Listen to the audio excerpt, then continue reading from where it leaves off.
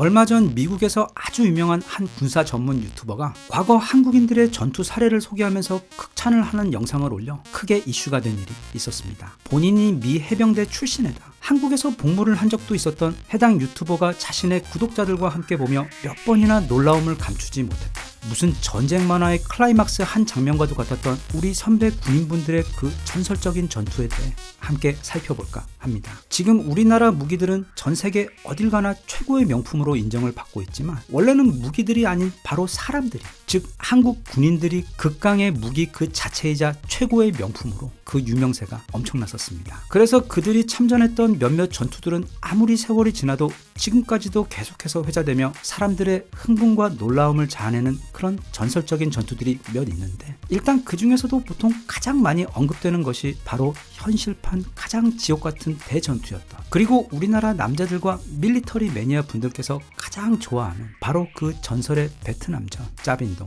전투입니다. 이 짜빈동 전투가 오늘 이야기의 메인은 아니지만 아주 간략하게 그 거짓말 같았던 전투에 대해 살펴보자면, 대한민국 해병대 전사 294명이 그 10배가 훌쩍 넘는 약 3,000명의 적을, 그것도 그들보다 훨씬 더 막강한 무기와 화력까지 동원해 끝도 없이 파도처럼 밀고 들어온 베트콩들의 총 공세를 만 이틀 동안 막아낸 전투인데, 그 전투 결과가 믿기 힘들 정도로 놀랍습니다. 우선 적군은 총 300명에 달하는 사상자를 내고 결국 퇴각을 한 반면, 아군 사상자는 단 15명으로 무려 20대 1이라는 말도 안 되는 교전비를 기록한 전투로 지금까지도 동서양을 막론하고 세계 전쟁사 매니아들에게 끊임없이 소환되며 이야기되고 있는 전설의 전투입니다. 하지만 놀랍게도 우리나라에는 이 짜빈동 전투보다도 훨씬 더 유명한 전투가 또 하나 있습니다. 게다가 이 전투는 벌판이나 산 또는 밀림에서 벌어진 전투도 아니고, 그렇다고 전쟁 중에 벌어진 전투도 아닌 무려 도심 한가운데서 벌어진 시가전이었는데,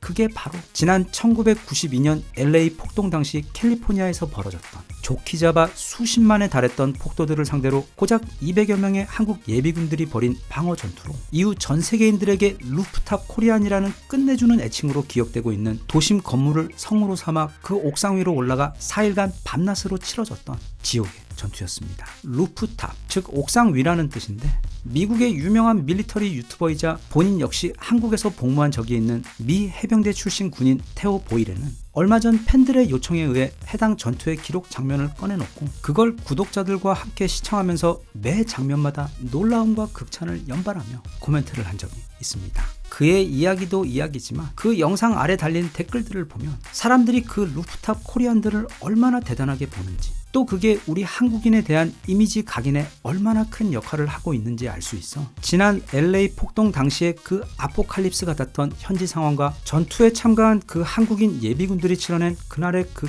끔찍한 전투 상황을 그 발발 시점부터 살펴보자면 이렇습니다. 지금 나이가 좀 있으신 분들은 다들 그 기억이 생생하시겠지만, 미국 최대의 폭동으로 기록되었던 1992년 LA 폭동은 당시까지 미국에서 벌어졌던 가장 큰 폭동이었습니다. 로드니 킹이라는 흑인이 다수의 백인 그리고 흑인 경찰들에게 억울하게 폭행을 당하는 영상이 온 세상에 공개되면서 그로 인해 분노한 캘리포니아 지역의 수십만 명의 흑인들이 일제히 무기를 들고 거리로 나와 대규모 폭동을 일으킨 사건이었습니다. 그런데 이게 지금 생각해도 정말 이상한 게, 그리고 최근 있었던 미국 흑인들의 여러 폭동에서도 똑같이 반복되고 있는 것이, 어째서 이 사람들은 미국 정부를 상대로 폭동을 일으켰다 하면 우리처럼 평화롭게 촛불을 든다거나 아니면 절차에 맞게 거리에서 시위를 하지를 않고, 애초 그 원인이 되었던 정부를 향한 시위는 온데간데 없어지고 모두가 일제히 도둑이 되어 주변 상점들을 털기 시작하는지 너무도 신기합니다. 그런데 그 약탈의 규모나 양상을 보면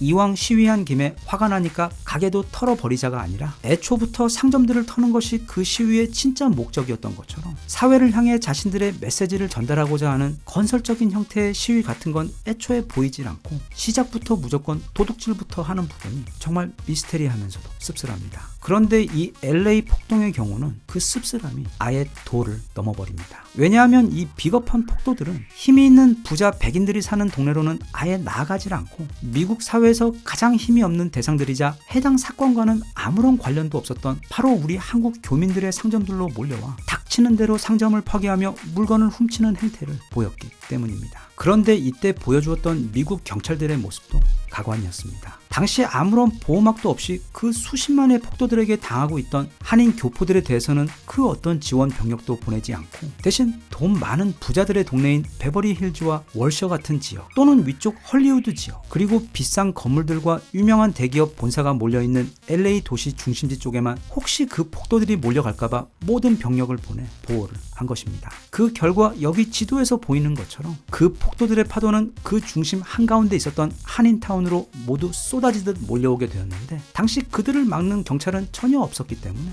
즉 거대한 폭풍과 쓰나미가 몰려오는 바다 한가운데 떠있는 작은 돛담배 같은 위태로운 상황이 바로 우리 교민들이 맞닥뜨려야 했던 상황이었고 또 폭도들 역시 그런 힘없는 한인들의 가게만 골라 집중적으로 약탈을 했습니다. 그 결과 불과 첫 이틀 동안의 약탈로 당시 코리아타운에 있던 한인 가게들 총 6천여 개 가운데 그 절반에 해당하는 2,800개의 상점이 모두 불에 타거나 완전히 털려버렸고 지금 가치로 대략 5천억 원에 해당하는 우리 한인 교포들의 재산 그것도 대부분 가장 고생했던 이민 1세대 교포들이 평생을 일구어 장만한 작은 가게들로 이루어져 있던 곳들이 처참하게 파괴되면서 그 당시 한인타운은 마치 아포칼립스 즉 지구 최후의 전쟁을 이제 막 치른 폐허처럼 변해버렸습니다. 하지만 폭도들은 거기서 멈추질 않았고 자기들끼리 연락해서 지금 한인타운으로 가면 경찰도 없고 마음대로 약탈할 수 있다는 정보가 퍼지면서 남은 가게들 역시 곧 폭도들의 재물이 되는 건 시간 문제였습니다. 상황이 이 정도 되자 경찰과 정부의 지원을 기다렸던 한인 교포들은 이제 그들이 자신들을 도우러 오지 않을 것임을 확신하게 됩니다. 그리고 이미 다들 너무도 분노한 상태였기 때문에 이제 가족들과 남은 가게들을 지키기 위해 총을 집어들고 본격적으로 군사적 행동에 돌입합니다. 그들은 가장 먼저 당시 교민들을 위한 LA 지역 대표 한국 라디오 방송국이었던 라디오 코리아를 통해 지금 약탈꾼들이 남은 한인 상점들을 향해 몰려오고 있으니 군 경험이 있는 남자들은 다들 총을 들고 무장하여 가게 주변을 방어하라는 메시지를 방송하게 됩니다. 그리고 이 방송이 전파되자마자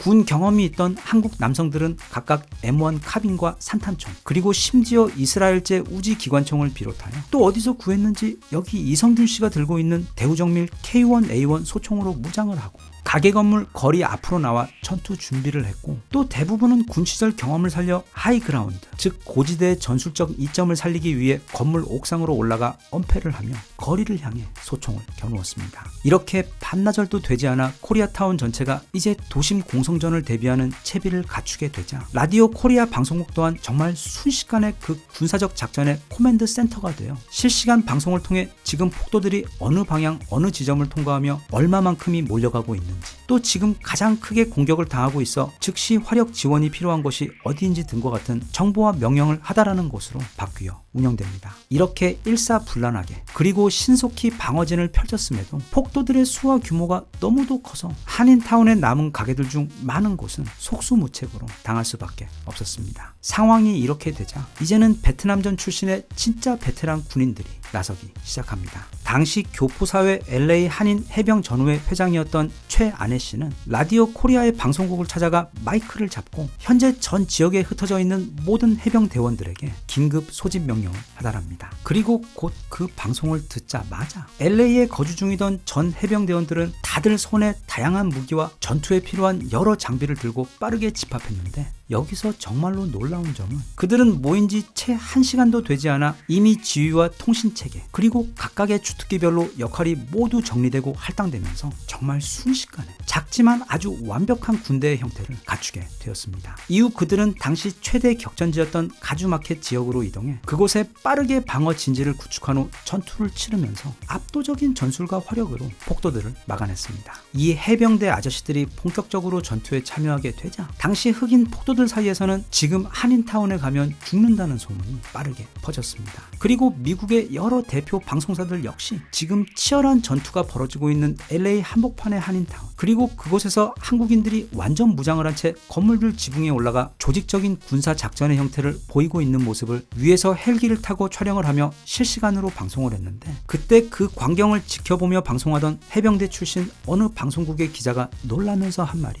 저기 저 한국인들은 그냥 총만 쏠 줄 아는 민간인들이 아닌 진짜 전쟁을 아는 무서운 사람들이라고 코멘트를 했습니다. 왜냐하면 그가 하늘에서 내려다 보니까 저 한국인들은 그곳의 지형 지물을 기가 막히게 이용하며 예를 들어 건물 단지로 들어오는 다른 입구들은 막고 어느 한 곳만 일부러 열어놓았는데 그래서 폭도들이 그곳으로 속아 들어오게 되면 주변 건물 지붕을 삥 둘러싸여 매복하고 있던 그 수십 명의 한국인들에게 마치 도간에 든 쥐처럼 꼼짝없이 당하게 되는 일명 킬박스를 곳곳에 만들어 놓고 싸우고 있었다며 너무도 놀라워 했습니다. 그도 그럴 것이 당시 전투에 참가했던 대부분은 요즘 한국 군대와는 비교도 되지 않는 수준, 거의 순한맛 실미도 수준의 미친 강도의 군기를 견뎌야만 했던 한국 군대를 그것도 3년씩이나 경험한 이들이었고 또 그중 상당수는 베트남 전쟁에 몇 년씩 참전해서 그 지옥에서 살아 돌아온 베테랑들이었기 때문에 LA 도심 한가운데서 평소 사람 좋게 웃기만 하던 그 착한 배불뚝 한국 아저씨들에 의해 그런 무시무시하고 놀라운 광경이 벌어질 수